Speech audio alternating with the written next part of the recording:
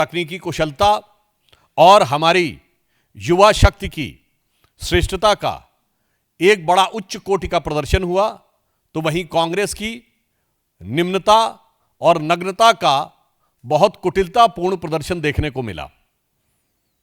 अभी तक पूरा देश इस विषय को लेकर न सिर्फ क्षुब्ध है बल्कि आक्रोशित भी है, और अब कांग्रेस पार्टी के गठबंधन सहयोगियों की तरफ से भी इस विषय को लेकर आपत्ति की गई। श्री अखिलेश यादव जी का वक्तव्य आपने देखा होगा। अब कांग्रेस पार्टी के अंदर से भी यह स्वर उठना शुरू हुआ है कि इस ढंग के अंतर्राष्ट्रीय आयोजनों में एक गरिमापूर्ण आचरण की अपेक्षा होती है, उसमें इस ढंग का हल्का, छिछोरा और नग्नता का आचरण करना निहायत निंदनीय है।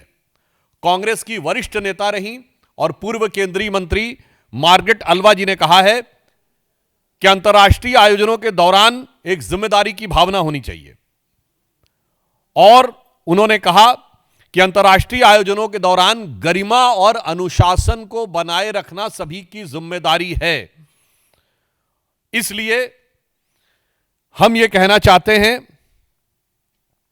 कि कांग्रेस पार्टी को अब यह समझना चाहिए कि वो जिस प्रकार के विचारों के हिसाब से चल रहे हैं, जनता तो उनको नकार रही ही है, गठबंधन सहयोगी तो नकार रहे ही हैं।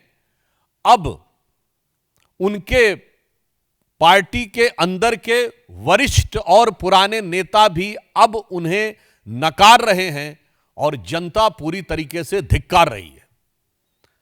वैसे भारत की हर श्रेष्ठता को लेट डाउन करना, उसको धूमिल करने का प्रयास करना कांग्रेस का एक सहज, स्वाभाविक, योजनाबद्ध, षड्यंत्रपूर्ण आचरण रहा है।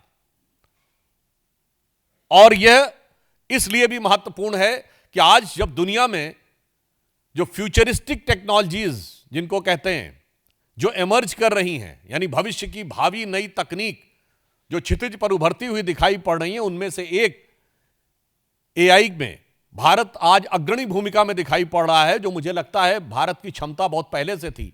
परंतु यह समस्या कांग्रेस के अंदर आज की नहीं है, यह खानदानी समस्या है। मैं कोट करना चाहता हूं कि यह समस्या कांग्रेस के नेताओं से ज्यादा कांग्रेस के परिवार की समस्या है। आप सभी ने सुना होगा कि एक जमाने में भारत को स्नेक चार्मर्स का देश कहा जाता था।